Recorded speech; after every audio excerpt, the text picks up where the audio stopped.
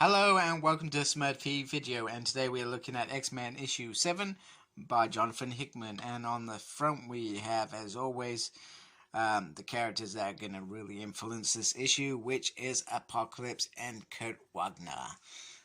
And that is a very nice sword-shattering cover.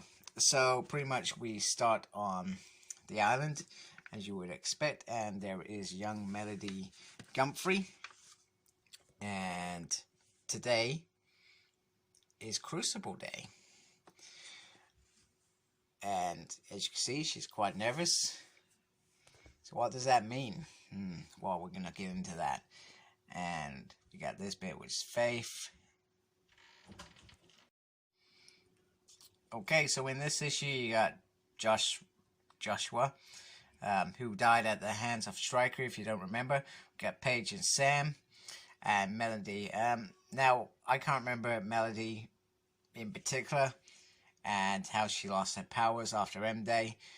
I do have that nice new X-Men omnibus to read at some point, which I will do. And then we have the other core members of this story.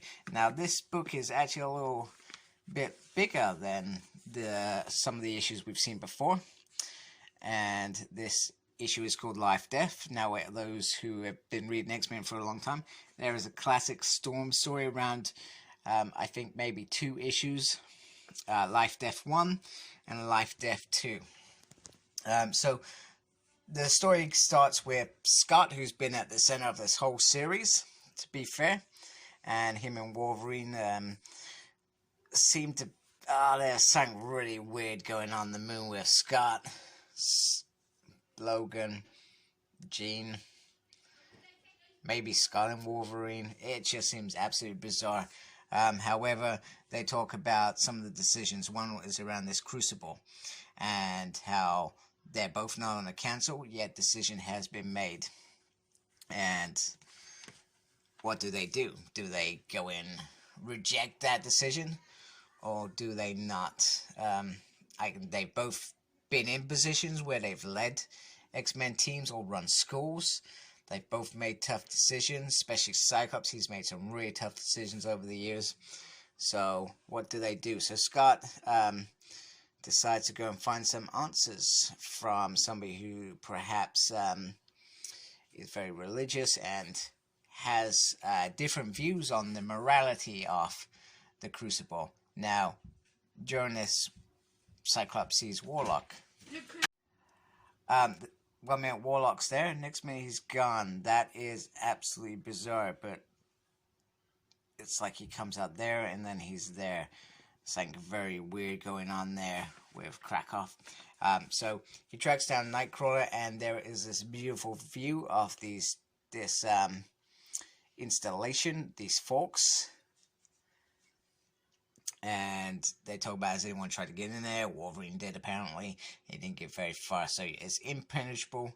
However, it is believed that it was built for Kurt Wagner, who has managed to enter. So, very, very bizarre. So, they talk about Crucible, which is today. And they start getting into the moralities of it. Anyway, Exodus is talking to some of the children about what happened. About the House of M woman. The Pretender, as they call it. So, they've almost built up this reputation of the Scarlet Witch in this, which I absolutely love, because I hate the Scarlet Witch and how she was just all forgiven after House of M, after she came back and they were all like buddies with her, and that freaking pissed me off so bad. Yet Scott, okay, under the influence of Dark Phoenix, he killed Professor Xavier, yet he was criminal number 1 and treated with such prejudice. It just did not make sense. So I love this bit, personally. And pretty much the argument which we saw in Powers of X, House of X, no more. These children are taught no more. No more. We will not put up with it from humans. We will not put up with it from any enemies, which is great. And I do enjoy that. So they talk about how do they come up with this kind of ritual to justify how those who have lost their powers get their powers back. So you're starting. I hope you're starting to understand where I'm going with this and what the moral dilemma is in this whole thing. And Jean didn't tell him, probably because they're too busy. They haven't had a chance to have a conversation. Neither the White Queen, which tells me that they're all living very, very closely together in that world. And he obviously wants Kurt's thoughts on this as well. Kurt has he's tried to be a priest. He's always been very religious. He believes in God and the afterlife and all that stuff and how people should be good, etc. So if they can die and come back, how does that upset that balance of his beliefs? Quite a crowd, quite a turnout. It's very interesting. I'm not sure who that dude is whispering to Xavier there and what he's saying. So Sank's going to come off that, I'm sure, at some point. And pretty much first up is Melody. I don't think we would expect anything else. And the morality is killing somebody to give their powers back. Is that right or is that wrong? Because we know that they can bring them back, but what if it was a trick and they didn't bring them back? Apocalypse with his nice new shiny sword, which somebody mentioned to me, if you read 4, it's the sword from that. I'm trying to think what it's called. Is it Godbreaker or something? I keep meaning to read it because I want to know about it. Anyway, so he asks what her name is, and she gives her a mutant name, and he says, "You're not a mutant. What's your name?" And she says, "Melody Grumphrey." And pretty much, you must be a disappointment to your family, because that's how he sees it. Strong survive. Strongest is mutant. It's always been that way for Apocalypse. He's not out of character. That is who he is, and we got skin in the background. I like that. That's kind of cool. And Sam almost loses his crap, which I wouldn't blame him, because he still sees it. He's his sister. She's not a disappointment. She's just been unfortunate. And anyway, he gives an option to stand up and show why you deserve this next stage of life. So they're not only just sacrificing themselves to get their powers back, they have to fight for it. They have to show why they should fight for it. And these guys have opinions. They have more questions about this because it's something new. I gotta say that I do love the art. It's very trying to think the way to. It's very detailed. It sometimes feels a bit dark, and then also at other times it feels very colorful. Anyway, as you can imagine, you're fighting Apocalypse. You have no powers. You're a human.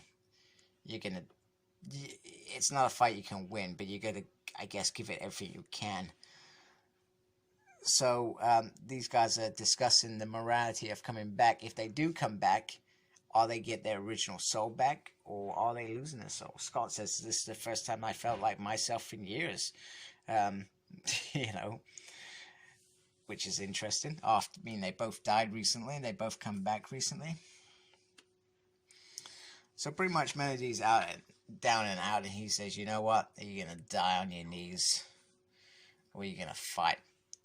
She's gonna fight, and she gives it a go.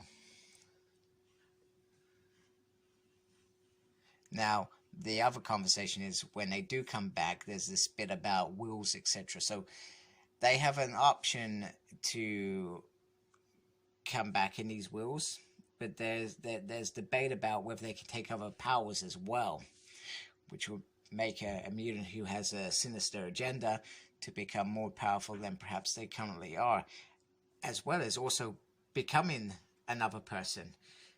I mean, we're talking about Xavier. If he can put somebody's mind back into their own body, why couldn't he put it into somebody else's clone body? So a very, very interesting concept around it. Anyway, Apocalypse finishes it off. She stands up and he says, I see you, sister. She deserves this. She gave everything she could. She's earned it, basically, is what he says. So dead, and then reborn. Welcome back.